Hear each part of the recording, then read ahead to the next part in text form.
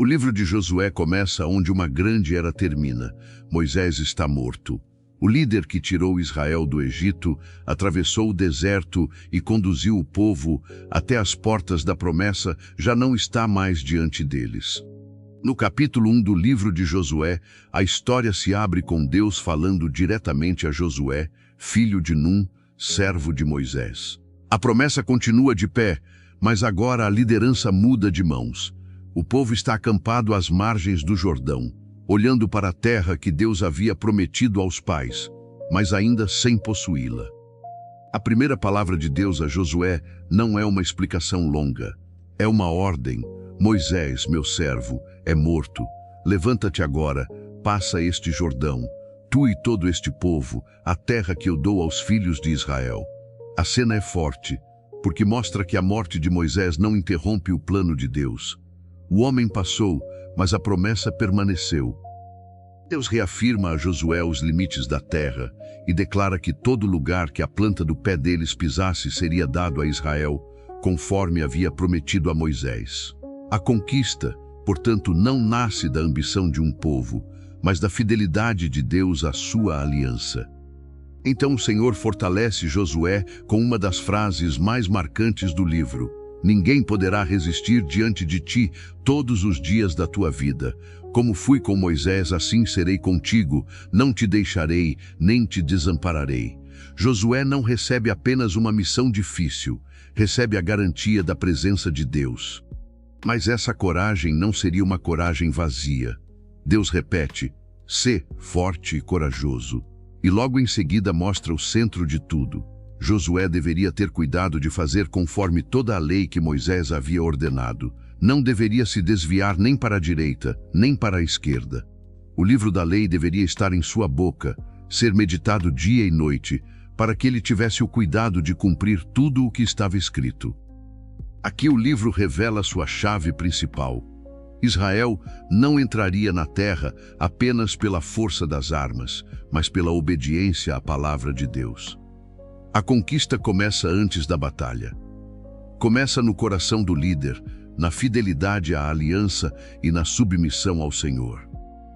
Um ponto importante aqui é entender que a promessa de prosperar, em Josué capítulo 1, não é uma promessa isolada de riqueza ou sucesso pessoal. No contexto do livro, prosperar significa cumprir bem a missão dada por Deus, conduzir o povo, obedecer à lei e avançar na terra conforme a vontade do Senhor.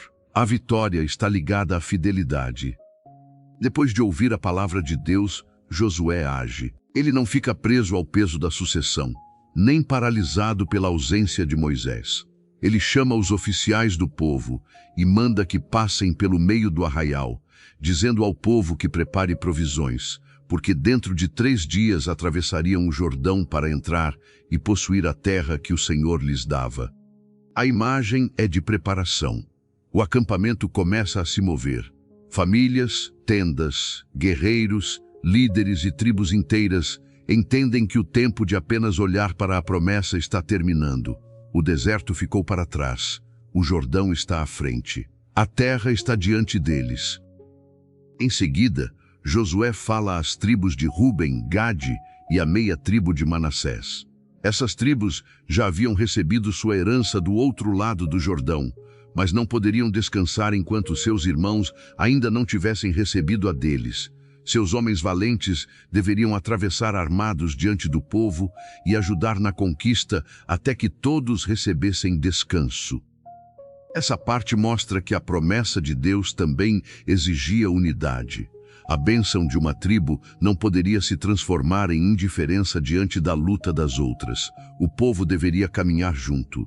A conquista não era apenas território, era aliança, responsabilidade e comunhão nacional diante de Deus.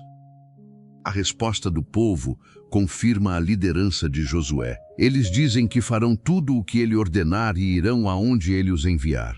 Assim como ouviram a Moisés, ouviriam a Josué, pedindo apenas que o Senhor Deus estivesse com ele como esteve com Moisés. O capítulo termina com o povo repetindo a mesma palavra que Deus já havia dado: tão somente ser forte e corajoso.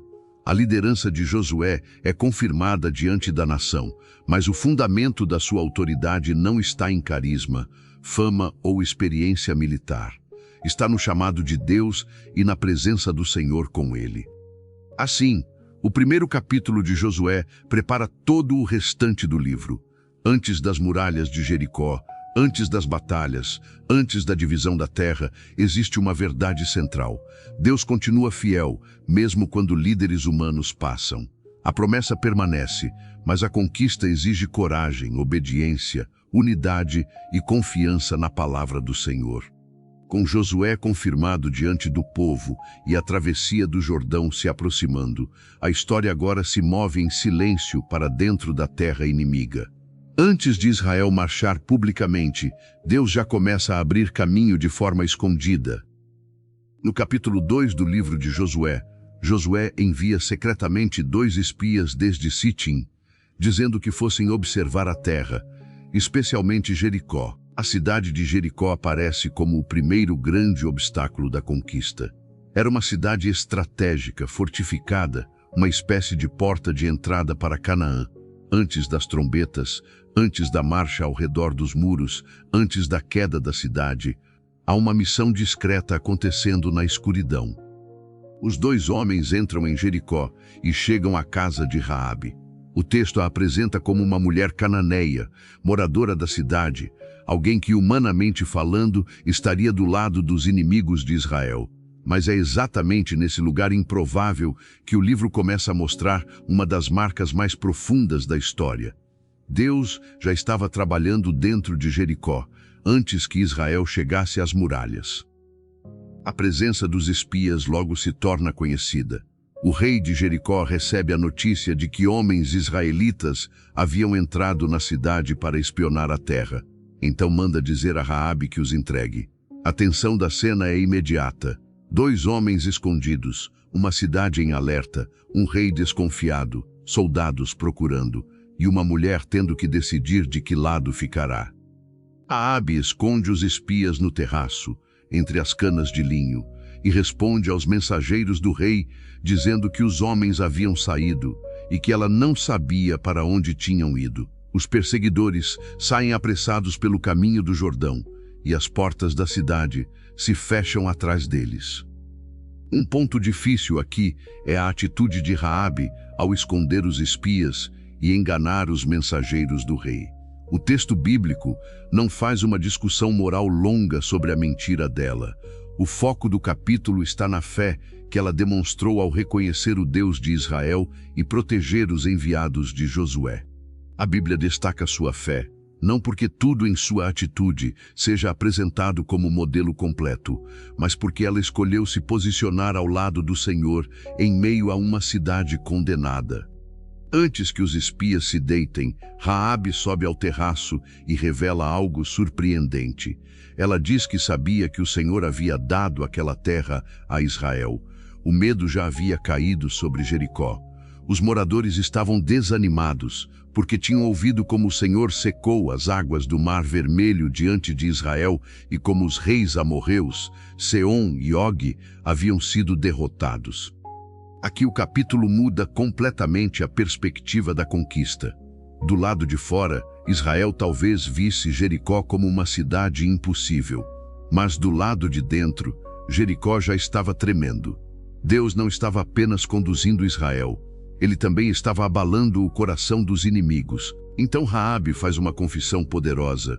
O Senhor, vosso Deus, é Deus em cima nos céus e embaixo na terra. Essa frase mostra que sua fé não era apenas medo de um exército mais forte. Ela reconheceu a soberania do Deus de Israel. No coração de uma cidade pagã, uma mulher improvável entende aquilo que muitos ainda não enxergavam com clareza. Raabe pede misericórdia para si e para a casa de seu pai. Ela havia poupado os espias, e agora pede que sua família também seja poupada quando a cidade for tomada. Os espias fazem um juramento. Se ela não denunciasse a missão, eles tratariam com bondade e fidelidade a casa dela. O sinal combinado seria um cordão escarlate colocado na janela. A casa de Raabe ficava sobre o muro da cidade. e por essa janela ela desce os espias por uma corda, permitindo que escapem. Eles orientam Raabe a reunir sua família dentro de casa, porque somente os que estivessem ali seriam preservados. Essa cena é visualmente forte. Enquanto Jericó dorme sob tensão, uma corda desce pela muralha, 2 espias escapam pela escuridão, e uma mulher cananeia fica marcada por um sinal de livramento em sua janela. A cidade ainda está de pé, mas o favor de Deus já separou uma casa dentro dela. Depois de escapar, os espias se escondem nas montanhas por 3 dias, até que os perseguidores retornam sem encontrá-los. Então atravessam de volta e vão até Josué. O relatório deles não é de medo, como havia acontecido com os espias na geração anterior no deserto. Agora a resposta é cheia de confiança. Certamente o Senhor entregou toda esta terra em nossas mãos, pois todos os moradores estão desfalecidos diante de nós. Esse final é importante porque mostra uma mudança de geração. No passado, os espias enviados por Moisés viram gigantes e espalharam medo. Agora, os espias enviados por Josué voltam enxergando a fidelidade de Deus. Eles não negam o perigo, mas interpretam a situação pela promessa do Senhor. Assim, o capítulo 2 de Josué mostra que a conquista não começa com Israel derrubando muralhas, mas com Deus preparando o terreno. Antes da batalha visível, já existe temor em Jericó, fé nascendo em Raabe, livramento sendo costurado em segredo e uma confirmação chegando ao coração de Josué. A promessa está avançando e até dentro da cidade inimiga Deus já separou alguém para viver.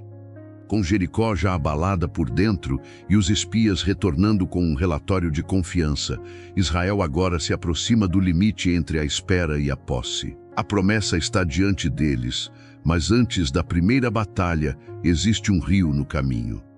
Nos capítulos 3 e 4 do livro de Josué, o povo sai de Sitim e chega ao Jordão. Eles ainda não atravessam imediatamente. Permanecem ali por 3 dias diante das águas, enquanto a narrativa cria uma pausa cheia de expectativa. Do outro lado está Canaã. Deste lado está o povo que carregou durante anos a memória do deserto. Entre os dois, o Jordão corre como uma fronteira entre uma velha estação e uma nova fase. Então os oficiais passam pelo meio do arraial e dão uma ordem ao povo. Quando vissem a arca da aliança do Senhor sendo levada pelos sacerdotes levitas, deveriam partir do seu lugar e segui-la. A arca aparece no centro da cena porque ela representava a presença de Deus no meio de Israel. Não era Josué que abriria o caminho por sua própria capacidade. Não eram os guerreiros que decidiriam a direção. A presença do Senhor iria à frente. Mas o povo não deveria se aproximar de qualquer maneira. Eles deveriam manter distância da arca para saberem o caminho por onde ir, pois nunca haviam passado por aquele caminho antes. Essa frase carrega muito peso. Israel estava entrando em uma terra prometida, mas desconhecida. A direção não viria da experiência humana, mas da presença de Deus guiando cada passo. Josué então diz ao povo: santificai-vos, porque amanhã o Senhor fará maravilhas no meio de vós. Antes do milagre acontecer nas águas, há uma preparação no povo. O texto mostra que a travessia não seria apenas um deslocamento geográfico. Seria um ato santo, um marco espiritual, uma passagem conduzida por Deus. Um ponto importante aqui é entender a santificação nesse contexto. Ela não aparece como um ritual vazio, mas como preparação para reconhecer que o que aconteceria não seria obra humana. O povo precisava se colocar diante de Deus com reverência, porque a entrada na terra não começaria com força militar, e sim com a manifestação da presença do Senhor. No capítulo 3 do livro de Josué, Deus também fala com Josué e declara que naquele dia começaria a engrandecê-lo diante de todo Israel, para que soubessem que, assim como ele foi com Moisés, também seria com Josué. A travessia do Jordão, portanto, não confirma apenas a promessa da terra, confirma também a liderança de Josué diante do povo. Josué então se aproxima dos filhos de Israel e anuncia que, por meio daquele sinal, eles saberiam que o Deus vivo estava no meio deles. A arca do Senhor de toda a terra passaria adiante deles pelo Jordão. O milagre mostraria que Deus não estava distante, apenas observando Israel. Ele estava presente, conduzindo, abrindo caminho e preparando a conquista. A cena se torna ainda mais impressionante porque o texto informa que o Jordão transbordava sobre todas as suas ribanceiras durante os dias da colheita. Ou seja, o rio não estava baixo, fácil ou previsível. O povo não atravessaria em uma condição natural favorável. A travessia aconteceria quando as águas estavam cheias, tornando o milagre ainda mais evidente. Então os sacerdotes que carregavam a arca chegam ao Jordão. No momento em que os seus pés tocam as águas, o rio se interrompe. As águas que vinham de cima param e se levantam como um montão, muito longe, perto da cidade de Adã. As águas que desciam para o mar da Arabá, o mar salgado, são cortadas. E o povo passa em seco, diante de Jericó. A imagem é poderosa, sacerdotes parados no meio do leito seco, sustentando a arca da aliança, enquanto toda a nação atravessa. Homens, mulheres, crianças, anciãos, tribos inteiras, famílias carregando seus pertences, todos passando entre margens que antes estavam cobertas pelas águas. A promessa começa a ser pisada com os pés. Esse momento conversa diretamente com a memória do Mar Vermelho. No Êxodo, Deus abriu as águas para tirar Israel da escravidão do Egito. Agora, em Josué, Deus interrompe o Jordão para introduzir Israel na terra prometida. A primeira travessia marcou libertação. Esta marca entrada, herança e missão. No capítulo 4 do livro de Josué, quando todo o povo termina de atravessar, Deus manda Josué escolher 12 homens, um de cada tribo. Cada um deveria tirar uma pedra do meio do Jordão, do lugar onde os pés dos sacerdotes estiveram firmes, e levá-la para o local onde passariam a noite. A ordem não era apenas prática, era memorial. Josué explica que, no futuro, quando os filhos perguntassem o que significavam aquelas pedras, os pais deveriam contar que as águas do Jordão foram cortadas diante da arca da aliança do Senhor. A nova geração não deveria crescer apenas morando na terra, deveria crescer sabendo como Deus os havia feito entrar nela. Aqui o livro mostra que os milagres de Deus não deveriam ser esquecidos depois que o perigo passasse. As pedras seriam uma memória visível, um sinal simples, mas carregado de história. Cada pedra levantada falaria silenciosamente. O Senhor abriu o caminho onde não havia caminho. Enquanto isso, os sacerdotes permanecem no meio do Jordão até que tudo se cumpra conforme a ordem do Senhor. O povo se apressa e atravessa. Entre eles, os homens armados das tribos de Ruben, Gade e da meia tribo de Manassés também passam diante dos filhos de Israel, como haviam prometido. A unidade assumida no capítulo anterior agora se torna ação concreta. Quando todos terminam de atravessar, o Senhor manda Josué ordenar aos sacerdotes que subam do Jordão. Assim que os sacerdotes saem com a arca da aliança e as plantas dos seus pés tocam a terra seca da margem, as águas voltam ao seu lugar e transbordam como antes. O caminho aberto por Deus se fecha atrás deles. Esse detalhe torna a travessia ainda mais decisiva. Israel não está apenas fazendo uma visita à terra. Eles entraram. O caminho de volta não é o centro da narrativa. A história agora segue adiante. O povo está em Canaã. O texto também registra que, naquele dia, o Senhor engrandeceu Josué diante de todo Israel, e o povo passou a temê-lo, assim como havia temido Moisés. A liderança de Josué é confirmada não por discurso, mas pelo agir de Deus diante de todos. Por fim, as pedras são levantadas em Gilgal. Josué ordena que aquele memorial seja explicado às futuras gerações. E a razão final é clara: para que todos os povos da terra conheçam que a mão do Senhor é forte, e para que Israel tema ao Senhor, seu Deus, todos os dias. Assim, a travessia do Jordão não é apenas uma passagem de um lado para o outro. É o marco da nova fase.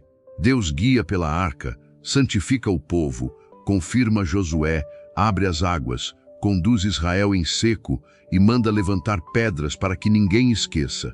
Antes de enfrentar Jericó, Israel aprende que a verdadeira força da conquista não está nas armas, mas na presença do Senhor que vai à frente.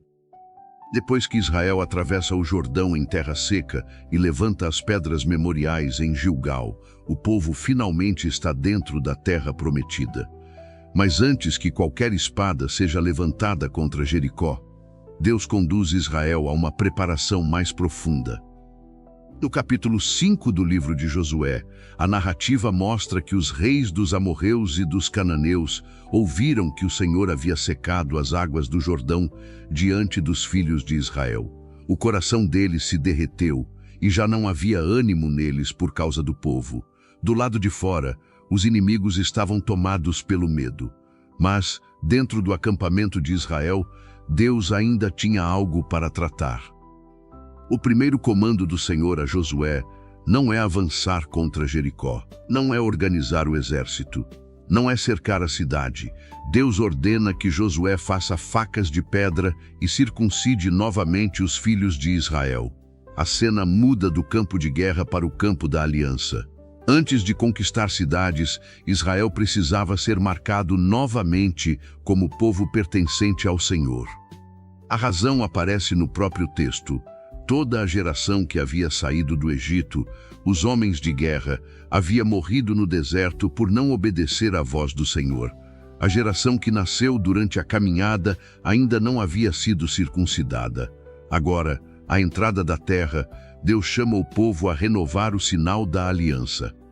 Um ponto importante aqui é entender que a circuncisão não era apenas um costume cultural.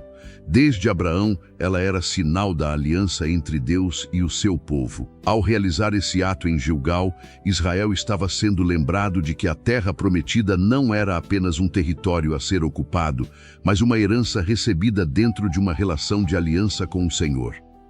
O texto mostra que Josué obedece. O povo permanece no acampamento até se recuperar. Humanamente, aquele parecia um momento vulnerável.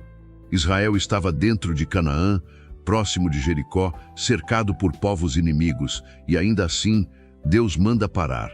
A conquista não começa com pressa, mas com submissão.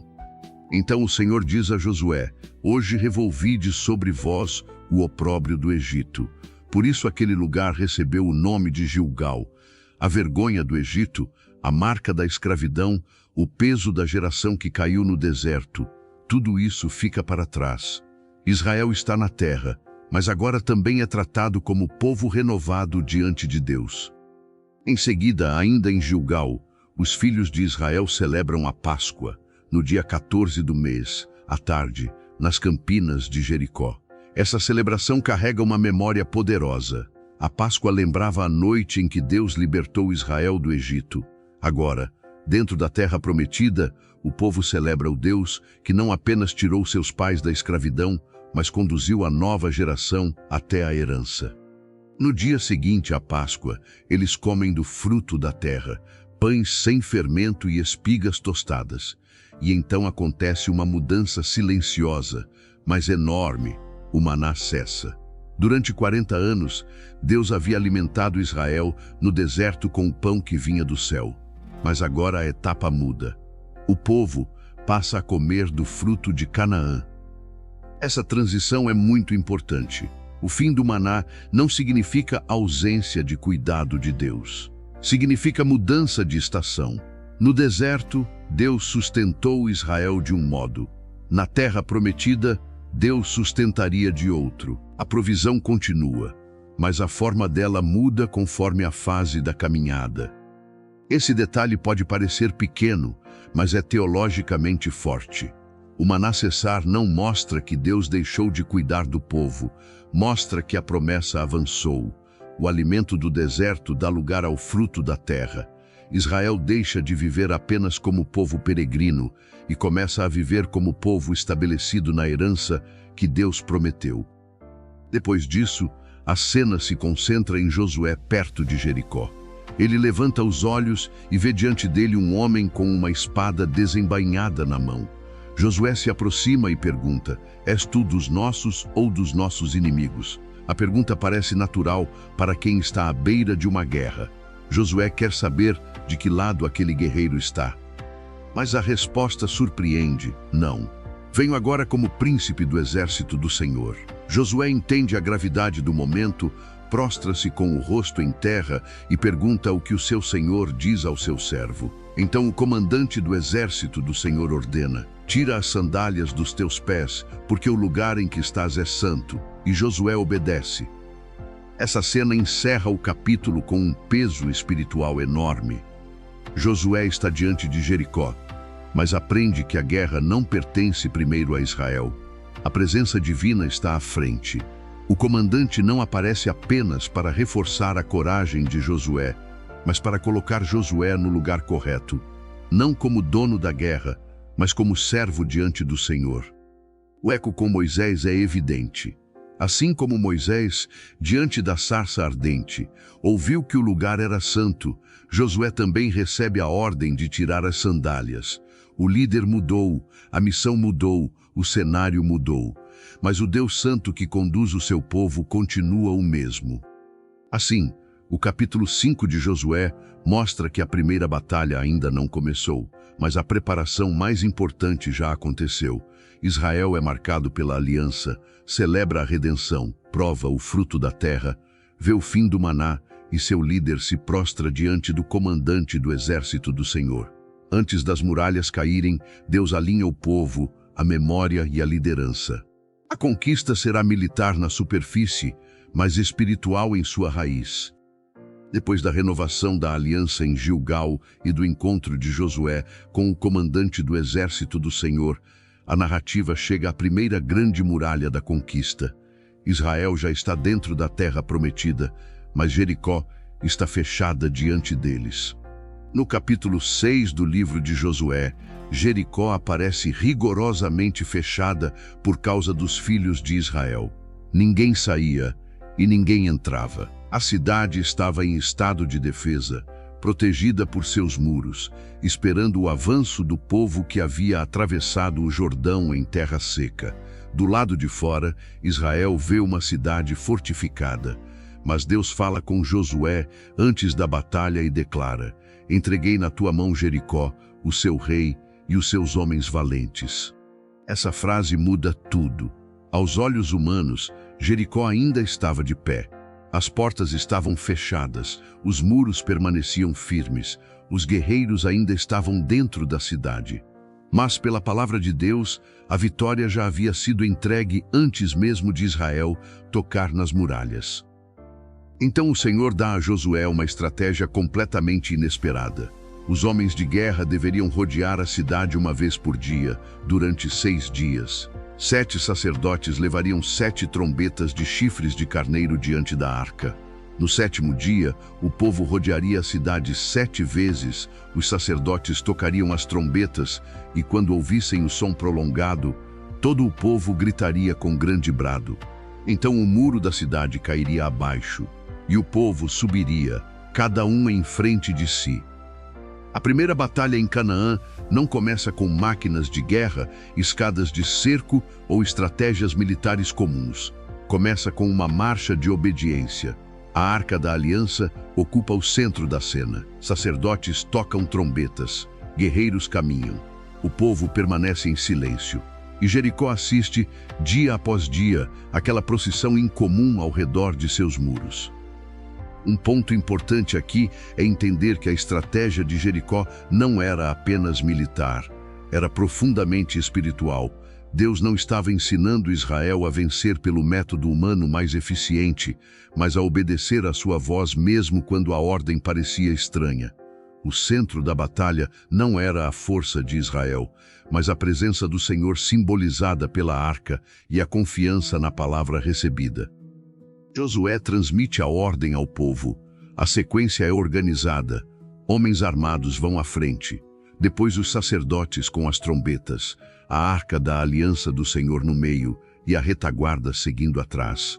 Enquanto as trombetas soam, o povo não deve gritar, nem fazer ouvir a voz, até o dia em que Josué ordenar o brado. A cena tem um ritmo forte. No primeiro dia, Israel rodeia a cidade uma vez e volta ao acampamento. No segundo dia, faz o mesmo. No terceiro, novamente. E assim por 6 dias. Não há queda imediata, não há avanço visível. Não há sinal externo de rachaduras nos muros. Apenas obediência repetida. Essa repetição é importante para o livro. Israel está aprendendo que possuir a promessa exige confiar no tempo e no modo de Deus. A cada volta, o povo declara com os pés aquilo que crê com o coração: a cidade pertence ao Senhor, e a vitória virá como Ele ordenou. No 7º dia, a narrativa acelera. O povo se levanta de madrugada, ao subir da alva, e rodeia a cidade 7 vezes. O número de voltas aumenta, a tensão cresce, as trombetas continuam soando, e Jericó permanece cercada por uma marcha que não se explica pela lógica comum da guerra. Na 7ª volta, os sacerdotes tocam as trombetas e Josué ordena ao povo que grite, porque o Senhor lhes havia dado a cidade. Mas antes da queda, Josué também dá uma ordem séria: a cidade seria consagrada ao Senhor. Raabe, porém, deveria viver, ela e todos os que estivessem com ela em casa, porque havia escondido os mensageiros enviados por Josué. Aqui a história do capítulo 2 retorna. O cordão escarlate na janela não foi esquecido. A mulher que creu no Deus de Israel dentro de Jericó agora seria preservada no dia em que a cidade caísse. O juízo sobre Jericó não anula a misericórdia sobre Raabe. A destruição da cidade não apaga o favor de Deus sobre quem se refugiou nele. Então chega o momento decisivo. O povo grita, as trombetas soam e o muro cai abaixo. Israel sobe a cidade, cada um em frente de si, e Jericó é tomada. A primeira vitória da conquista acontece exatamente como Deus havia dito. Não é a habilidade militar de Israel que explica a queda. É a fidelidade de Deus à sua palavra. Outro ponto que pode gerar dúvida é a destruição de Jericó. O texto apresenta Jericó como uma cidade entregue ao juízo de Deus dentro do contexto da conquista de Canaã. Não se trata de violência comum movida por ambição humana, mas de um episódio específico da história bíblica, ligado ao juízo divino, à promessa da terra e à corrupção dos povos cananeus. Ao mesmo tempo, o livramento de Raabe mostra que a fé e a misericórdia aparecem mesmo dentro de uma cena de juízo. Josué manda os 2 espias entrarem na casa de Raabe e tirarem de lá a mulher, seu pai, sua mãe, seus irmãos e tudo quanto tinha. Eles a colocam fora do arraial de Israel e ela é preservada com sua família. A narrativa faz questão de lembrar que ela havia escondido os mensageiros. Raabe, que antes estava dentro da cidade inimiga, agora é separada para viver entre o povo de Deus. Depois disso, Jericó é queimada, e os objetos de prata, ouro, bronze e ferro são consagrados ao tesouro da casa do Senhor. Josué também pronuncia uma maldição sobre quem se levantasse para reconstruir Jericó, indicando que aquela cidade, como primeiro obstáculo da conquista, deveria permanecer como sinal da intervenção divina e da seriedade daquele momento. O capítulo termina afirmando que o Senhor era com Josué e a sua fama se espalhou por toda a terra. Essa frase fecha a primeira grande vitória com o verdadeiro centro da narrativa.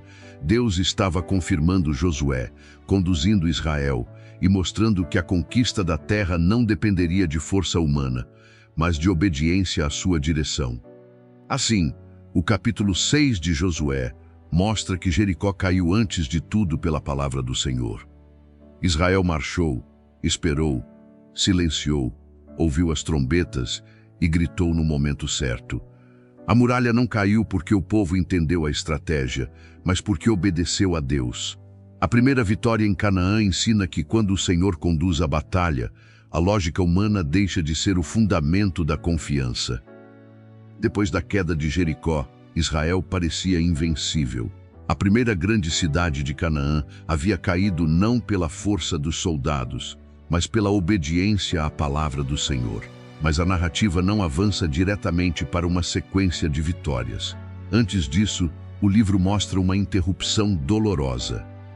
Nos capítulos 7 e 8 do livro de Josué, a história revela que o perigo da conquista não estava apenas nas cidades fortificadas de Canaã. O maior risco também podia estar dentro do próprio acampamento. Jericó havia sido consagrada ao Senhor, e Israel recebeu ordem para não tomar aquilo que estava destinado à destruição. Mas Acã, da tribo de Judá, tomou para si coisas condenadas.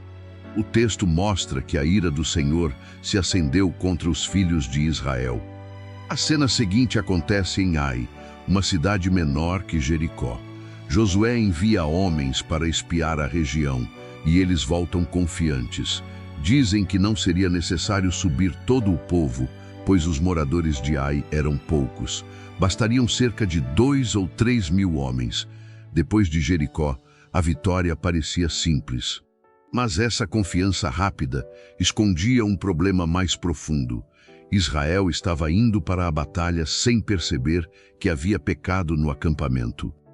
Os homens sobem contra Ai, mas são derrotados. Cerca de 36 israelitas morrem, e o povo foge diante dos inimigos. O coração de Israel se derrete e se torna como água. A nação que havia visto o Jordão se abrir e os muros de Jericó caírem agora experimenta vergonha, medo e confusão diante de uma cidade pequena. Josué rasga suas vestes, prostra-se com o rosto em terra diante da arca do Senhor até a tarde, junto com os anciãos de Israel, e coloca pó sobre a cabeça. Ele pergunta por que Deus teria feito o povo atravessar o Jordão para entregá-los nas mãos dos amorreus. A dor de Josué é real. Ele teme que os cananeus cerquem Israel, destruam o povo e apaguem o nome deles da terra. Mas sua maior preocupação aparece no fim. Que farás ao teu grande nome? Então Deus responde a Josué de forma direta. Ele diz: levanta-te, Israel pecou. O problema não era fraqueza militar, nem falta de estratégia, nem ausência de coragem.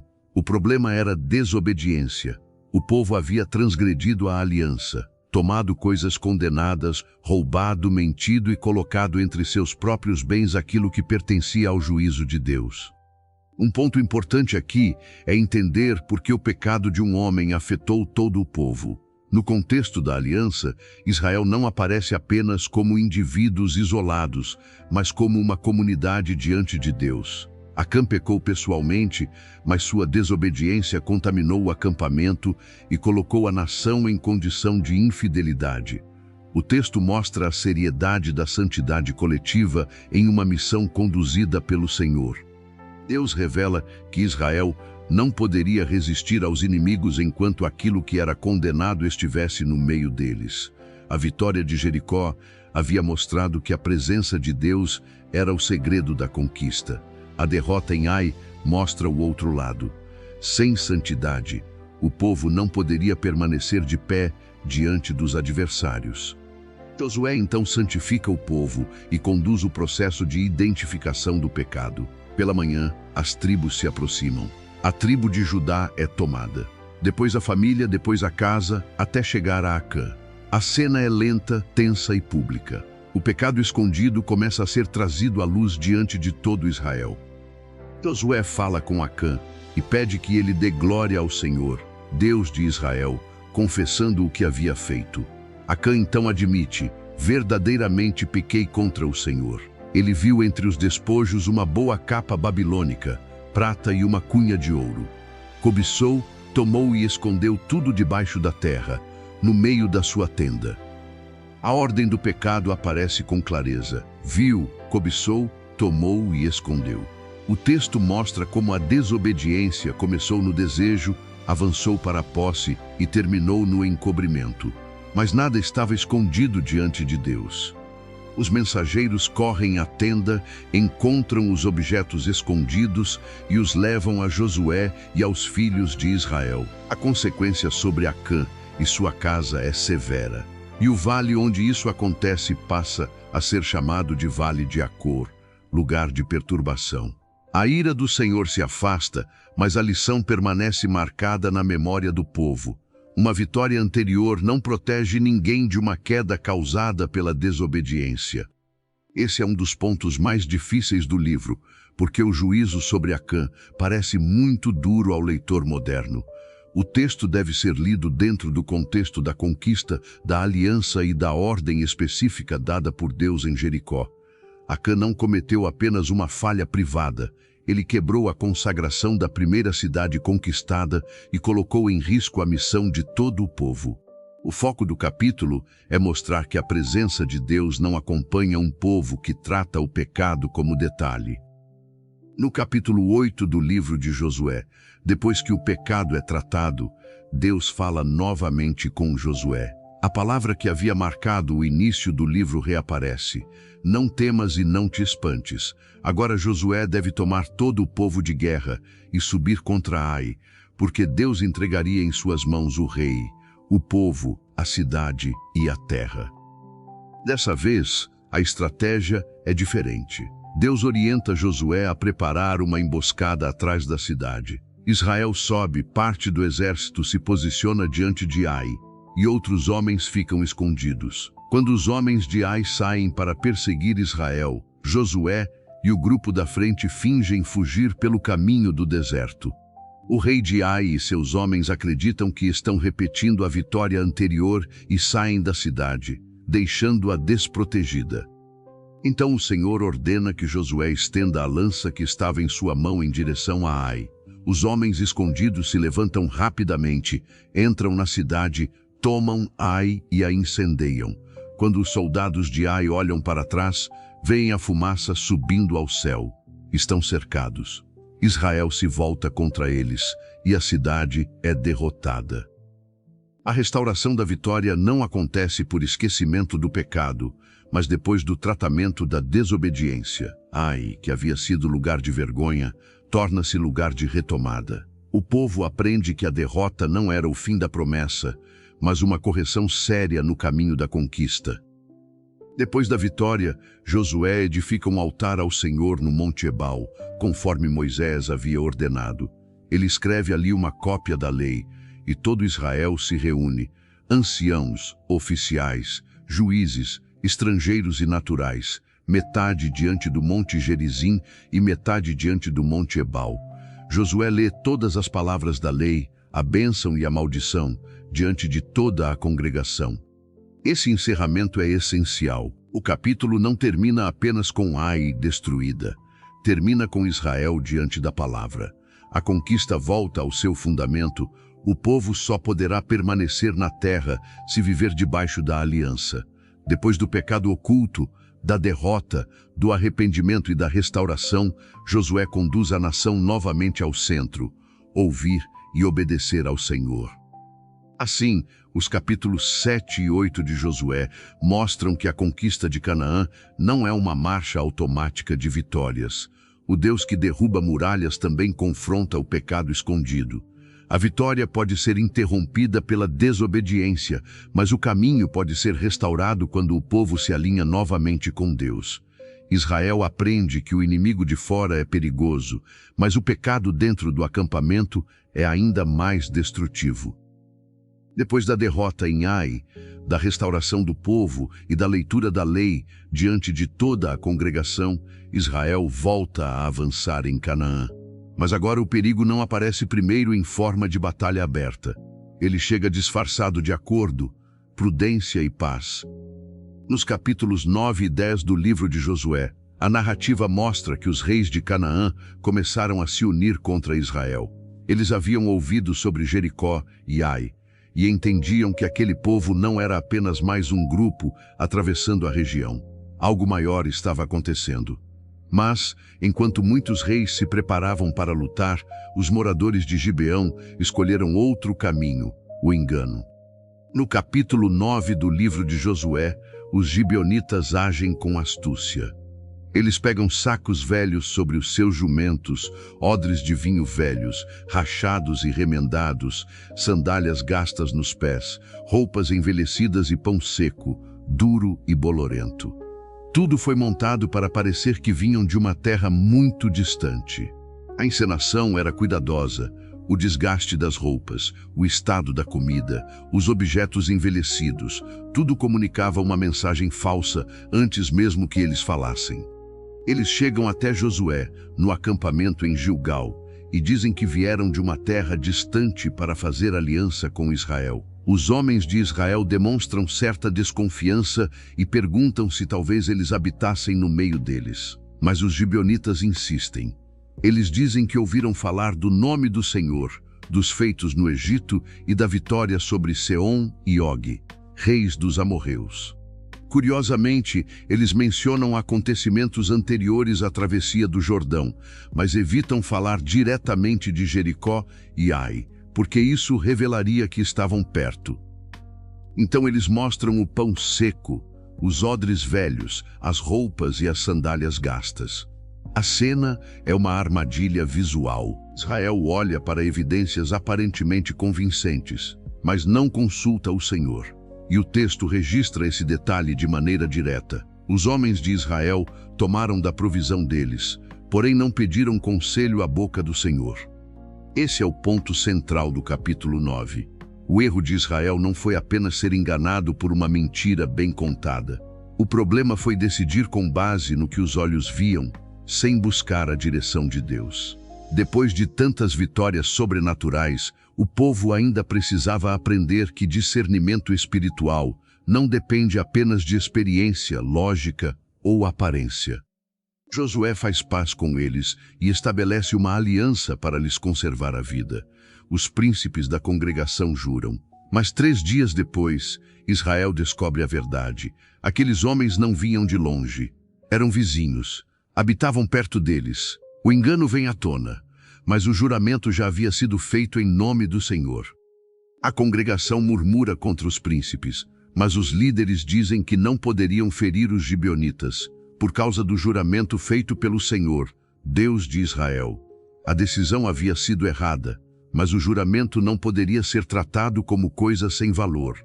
Então os gibeonitas são preservados, porém passam a servir como rachadores de lenha e tiradores de água para a congregação e para o altar do Senhor.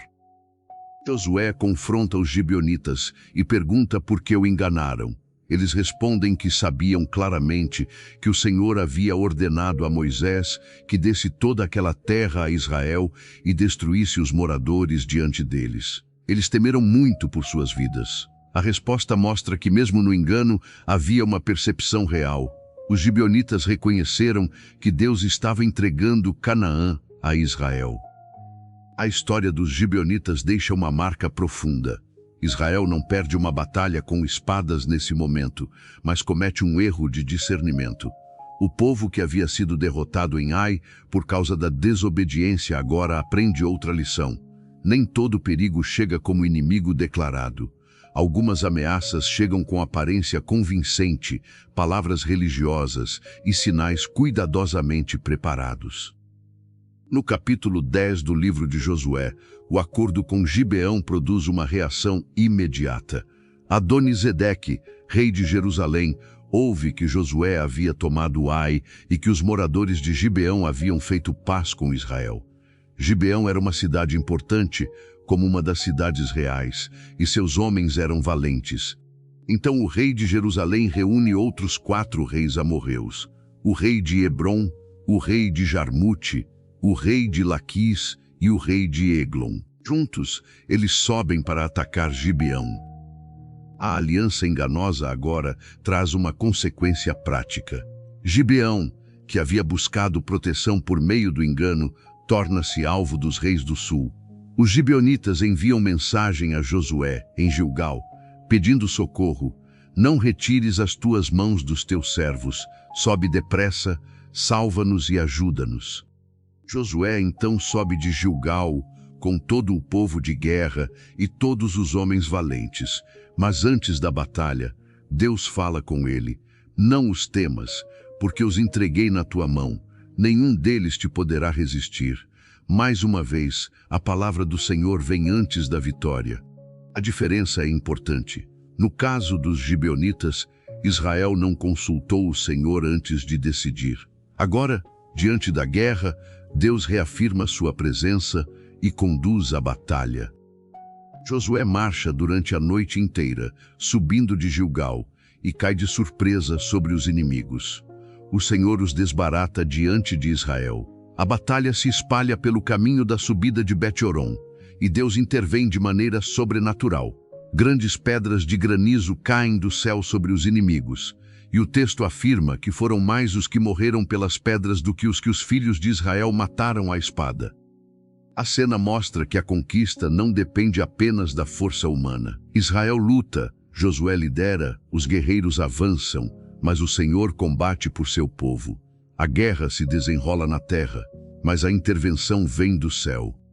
Então acontece um dos momentos mais impressionantes do livro. Josué fala ao Senhor e diz na presença de Israel: Sol, detente em Gibeão, e tu, lua, no vale de Aijalon. O texto afirma que o sol se deteve e a lua parou, até que o povo se vingou de seus inimigos. O dia foi prolongado, e o livro destaca que não houve dia semelhante, nem antes nem depois, em que o Senhor atendesse assim à voz de um homem, porque o Senhor pelejava por Israel. Esse é um dos pontos mais difíceis e mais conhecidos do livro de Josué. O texto apresenta o episódio como uma intervenção extraordinária de Deus em favor de Israel durante a batalha. Há diferentes tentativas de explicar como isso aconteceu em termos naturais ou literários, mas a ênfase do próprio texto é teológica. O Senhor controlou o tempo da batalha e lutou por seu povo. O foco não é satisfazer curiosidade científica, mas mostrar que a vitória veio pela ação soberana de Deus. Depois da vitória, os 5 reis se escondem em uma caverna em Maquedá. Josué ordena que grandes pedras sejam roladas à entrada da caverna e coloca homens para guardá-la, enquanto o exército continua perseguindo os inimigos.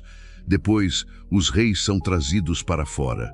Josué chama os homens de Israel e manda que os chefes coloquem os pés sobre o pescoço daqueles reis, como sinal público de que o Senhor entregaria seus inimigos debaixo de seus pés. Então Josué repete a palavra que marcou o início do livro: Não temais, nem vos espanteis, esforçai-vos e tende bom ânimo.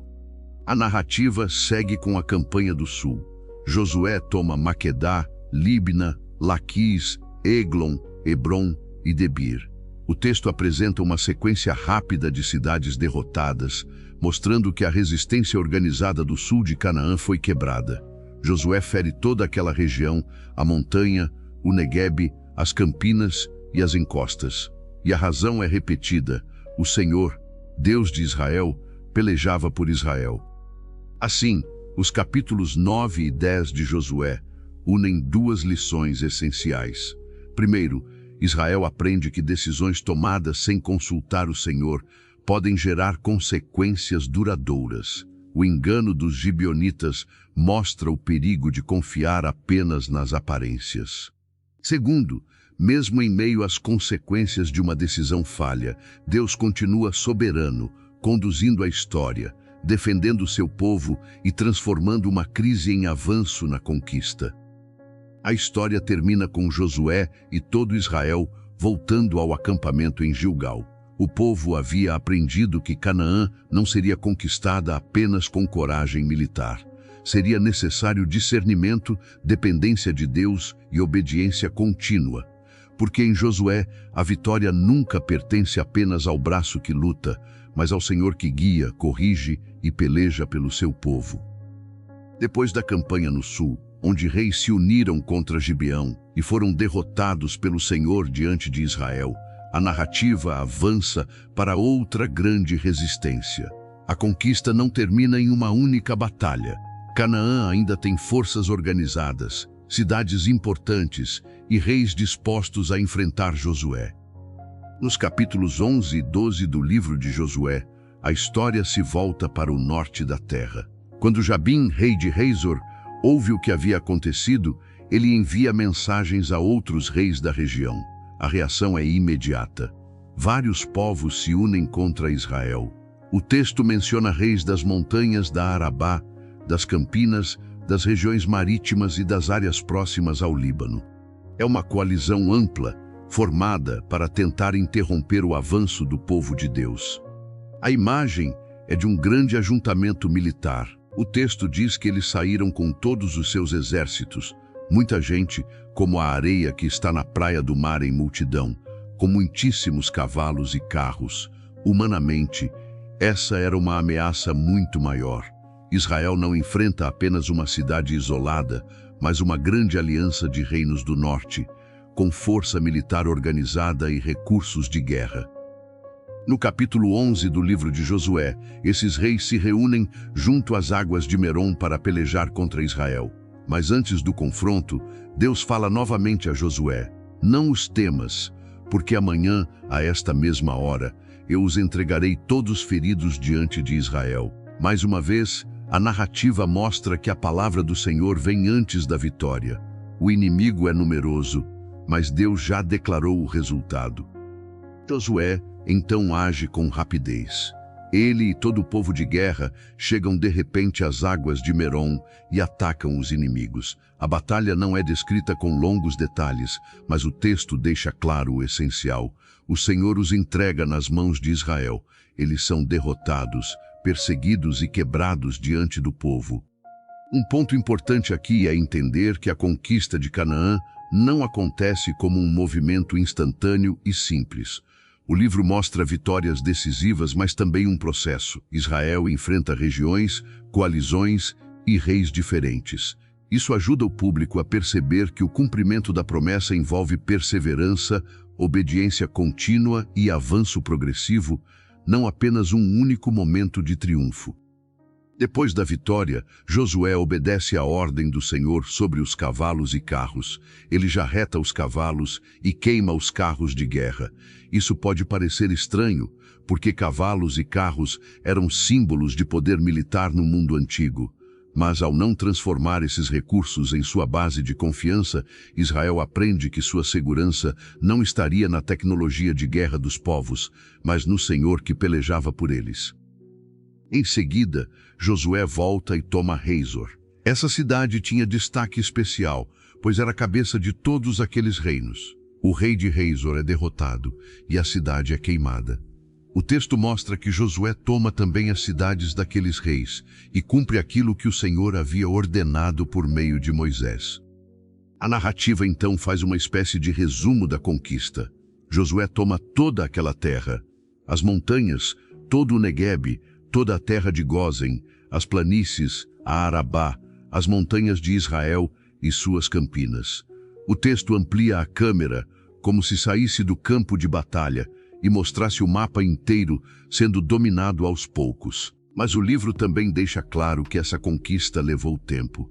Josué guerreou por muitos dias contra todos aqueles reis. Essa frase é importante, porque impede uma leitura apressada da história. As promessas de Deus são firmes, mas o caminho da obediência pode envolver longa perseverança. O texto também afirma que nenhuma cidade fez paz com os filhos de Israel, exceto os heveus, moradores de Gibeão. As demais foram tomadas em guerra.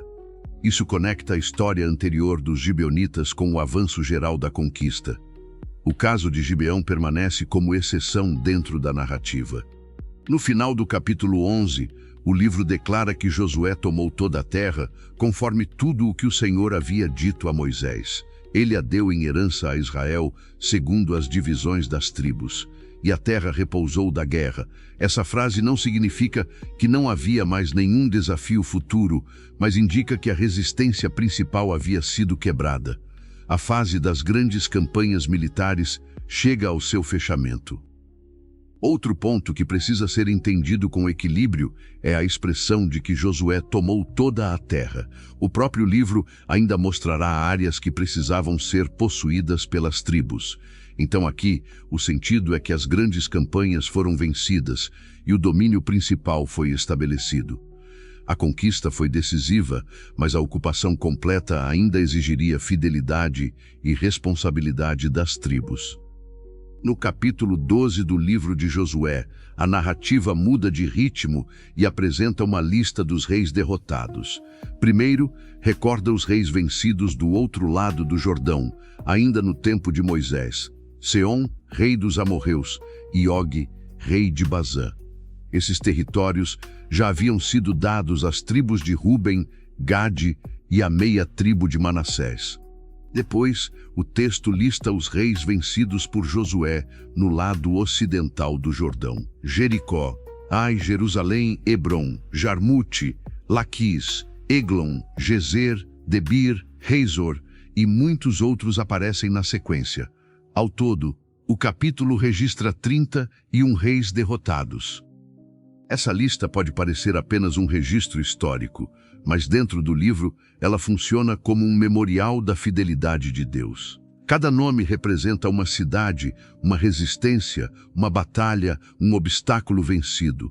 O capítulo 12 não é apenas uma relação de reis, é o testemunho de que o Senhor cumpriu sua palavra passo a passo.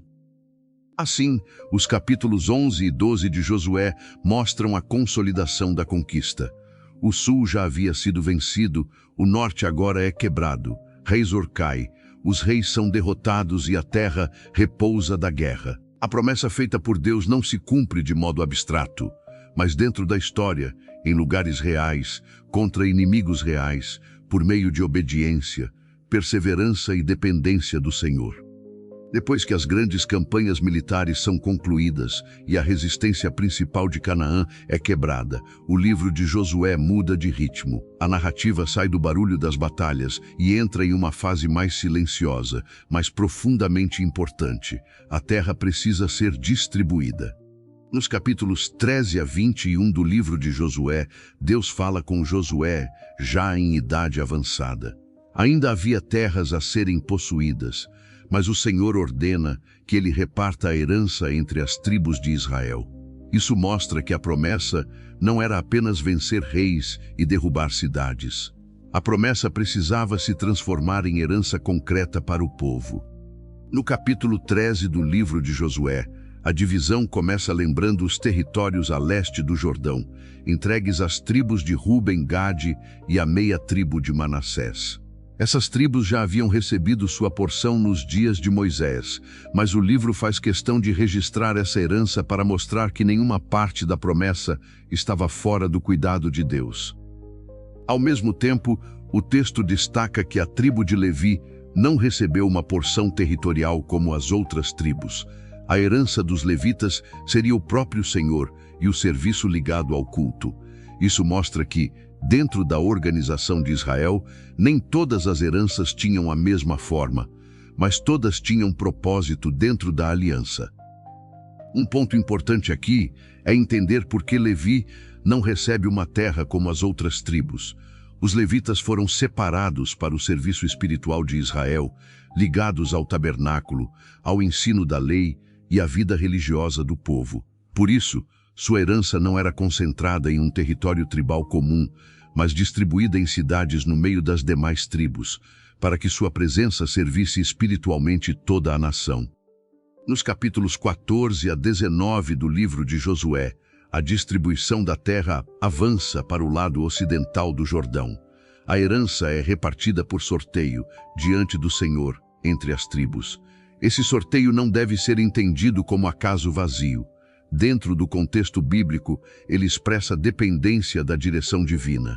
A terra é distribuída debaixo da soberania de Deus. Nesse momento, a história de Caleb ganha destaque.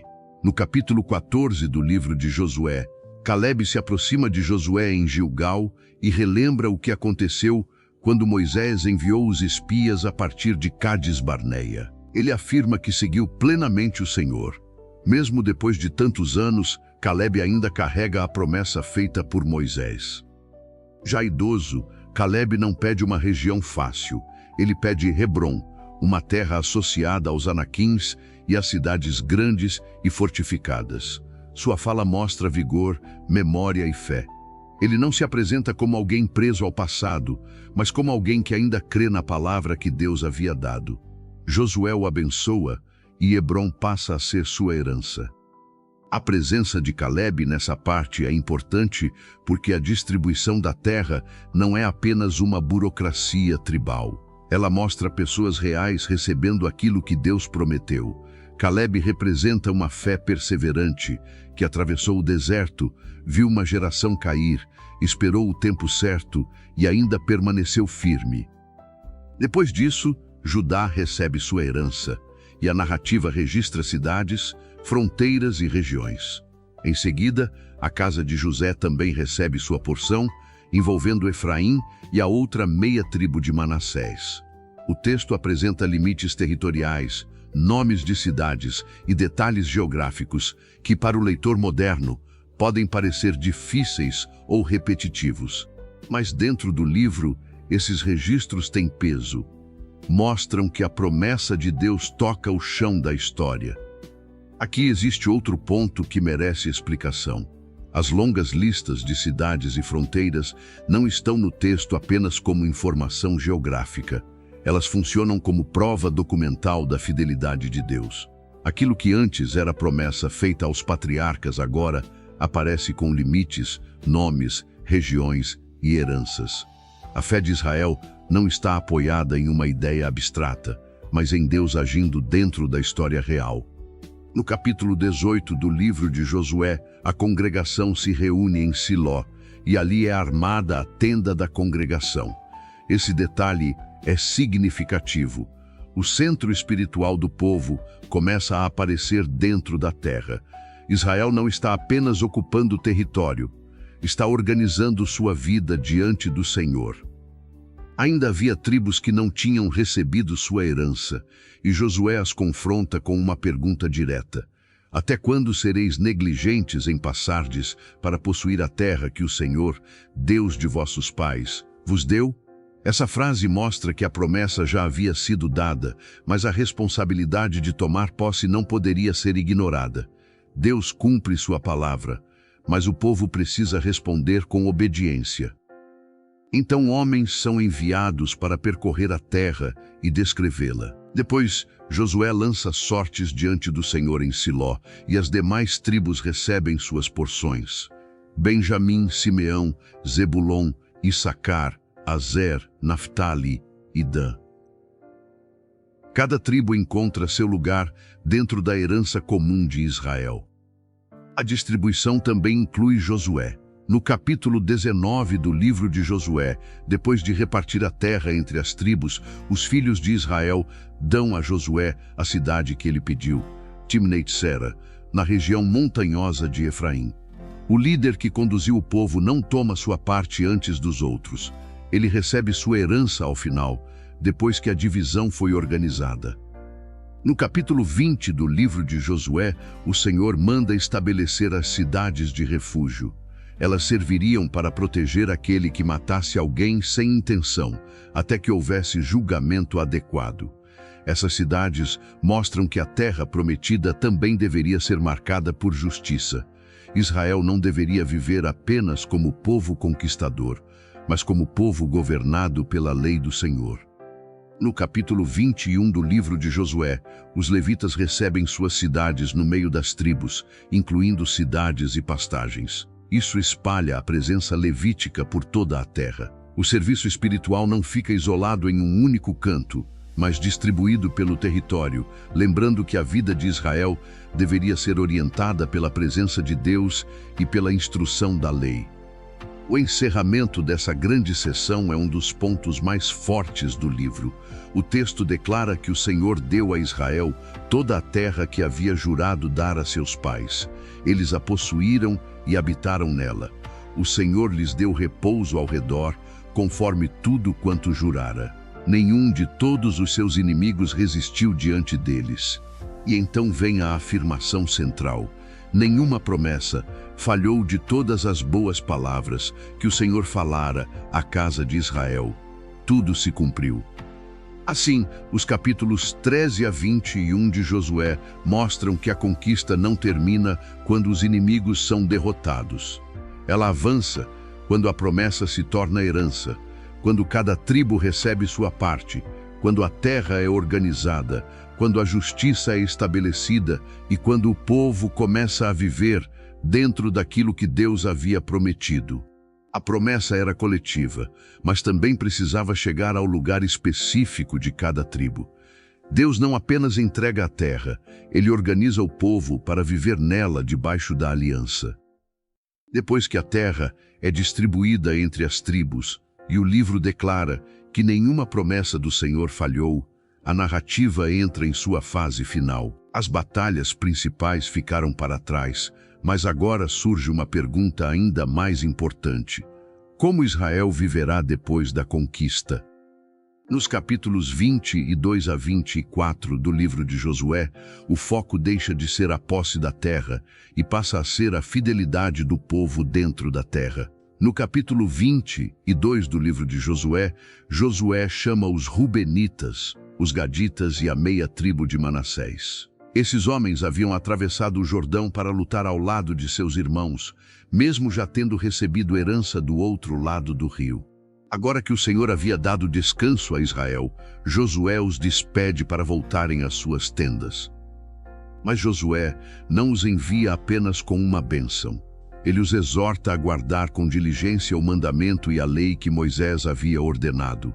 Amar o Senhor, andar em todos os seus caminhos, guardar os seus mandamentos, apegar-se a Ele e servi-lo de todo o coração e de toda a alma. A conquista terminou, mas a obediência deveria continuar.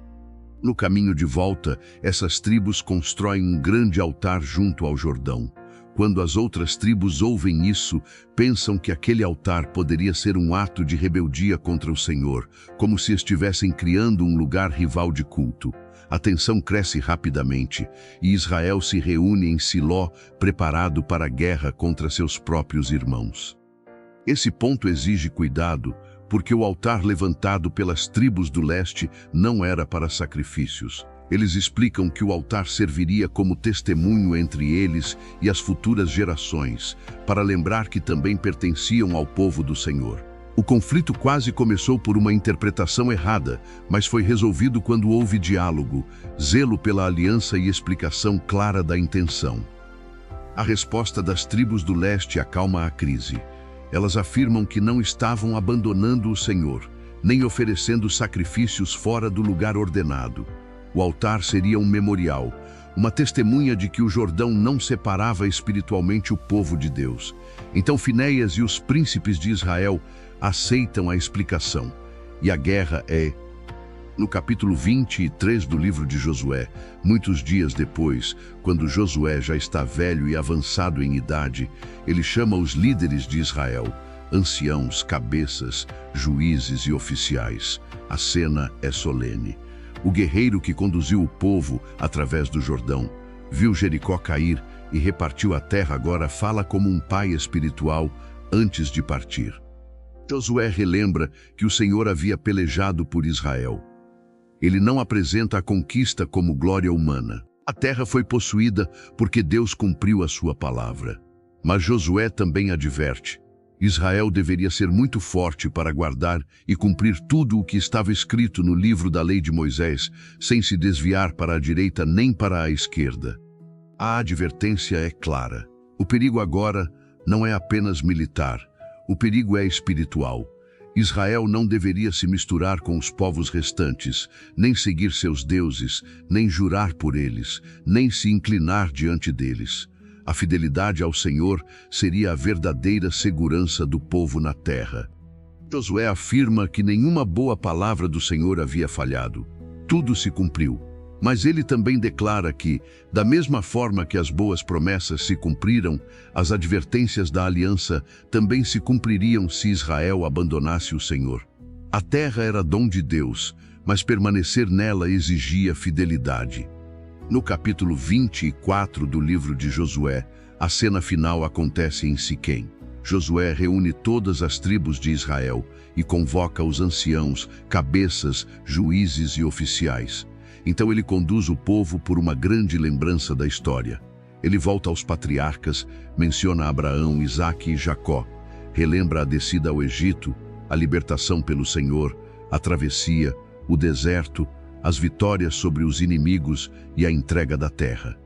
Essa recapitulação não é apenas memória histórica. Josué está mostrando que Israel existe por causa da graça e da fidelidade de Deus. Eles não chegaram ali sozinhos, não conquistaram por mérito próprio. receberam uma terra pela mão do Senhor. Então vem o chamado decisivo: temei ao Senhor, servi-o com sinceridade e verdade, e lançai fora os deuses aos quais serviram vossos pais. Josué coloca o povo diante de uma decisão espiritual. Se lhes parecia mal servir ao Senhor, deveriam escolher naquele dia a quem serviriam. Mas ele declara sua própria decisão: eu e a minha casa serviremos ao Senhor. Essa frase se tornou uma das mais conhecidas do livro, mas dentro da narrativa, ela não é apenas uma frase bonita. É o ponto final de uma jornada.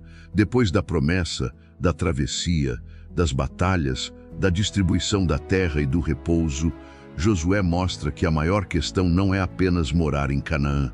A maior questão é permanecer fiel ao Deus da aliança.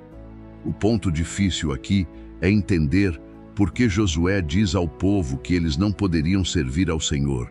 Ele não está impedindo Israel de servir a Deus, mas confrontando a superficialidade de uma resposta fácil.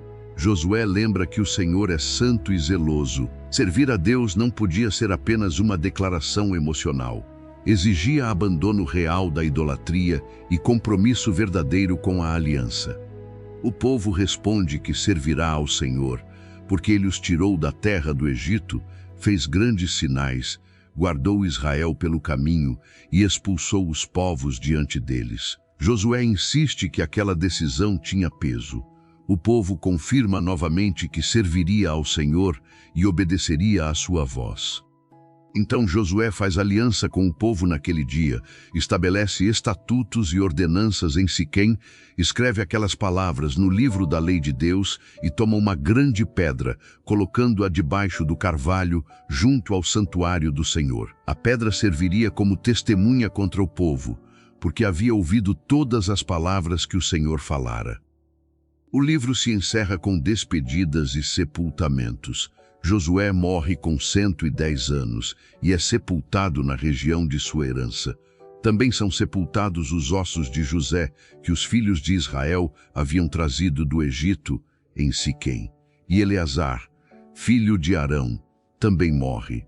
O fechamento une 3 memórias: Josué, o líder da conquista; José, cuja esperança apontava para a terra prometida; e Eleazar, ligado ao sacerdócio e à vida espiritual do povo. Assim, os capítulos 22 a 24 mostram que o livro de Josué termina com uma verdade profunda. A terra foi conquistada, mas a fidelidade ainda precisava ser escolhida. Deus cumpriu suas promessas, mas Israel deveria permanecer em aliança. A maior vitória não era apenas possuir Canaã, mas servir ao Senhor com o coração inteiro, geração após geração. Assim chegamos ao fim da nossa jornada pelo livro de Josué. Se você acompanhou até aqui, você não apenas ouviu uma história antiga, você viu um povo atravessando o impossível, enfrentando batalhas reais, lidando com erros, sendo corrigido, restaurado e, no fim, chamado a tomar uma decisão que ainda ecoa hoje. E agora, esse chamado também chega até você. Eu quero te convidar a marcar este momento, não apenas como alguém que assistiu a um conteúdo, mas como alguém que foi confrontado pela palavra. Escreva aqui nos comentários, como um testemunho sincero: eu entendi a mensagem de Josué. A verdadeira vitória é viver em obediência a Deus. Essa frase não é apenas interação, ela é uma declaração, porque o livro de Josué deixa claro: não é a força que sustenta a vitória, é a fidelidade. Não é começar bem, é permanecer alinhado. Não é conquistar territórios, é não perder a presença de Deus no caminho. E eu te pergunto, o que mais falou com você ao longo dessa jornada? Foi a coragem de Josué diante de um novo começo? Foi a fé de Raabe surgindo no lugar mais improvável? Foi o Jordão se abrindo quando parecia impossível avançar? Foi a queda de Jericó, mostrando que Deus não precisa de lógica humana? Foi a derrota em Ai, revelando que o maior perigo pode estar escondido dentro de nós? Ou foi o momento final, quando Josué coloca o povo diante de uma escolha, escolher a quem servir? Qual área da sua vida precisa hoje de alinhamento com Deus? Compartilhe isso. Porque quando você expressa aquilo que Deus está falando com você, sua fé se fortalece e você pode ser instrumento para que outros também despertem. Eu oro para que essa jornada por Josué não termine aqui como mais um vídeo assistido, mas como um marco na sua vida. Que você entenda que Deus continua conduzindo histórias, que Ele continua abrindo caminhos onde não há, que Ele continua chamando pessoas comuns para viverem algo extraordinário, não pela força delas, mas pela presença dEle. Que sua vida não seja apenas uma caminhada tentando conquistar coisas, mas uma jornada guiada pela voz de Deus. Que suas decisões, sua casa, sua fé e seu futuro estejam firmados nele. E se você ainda não tem um relacionamento real com Deus, esse é o momento mais importante de todos. O livro de Josué termina com uma escolha, e essa escolha continua aberta hoje. Não adie isso. Reconheça que você precisa de Deus. Entenda que, assim como Israel precisava de direção, você também precisa. E creia que Ele não apenas conduz nações, Ele conduz vidas. Entregue sua história a Ele agora. Diga com sinceridade, aí onde você está: Deus, eu reconheço que preciso de Ti. Eu entrego minha vida nas Tuas mãos. Conduza a minha história, assim como o Senhor conduziu o Teu povo. Que o Senhor te abençoe, te guarde, te dê discernimento e te conduza em verdade. E até o próximo vídeo, se Deus permitir.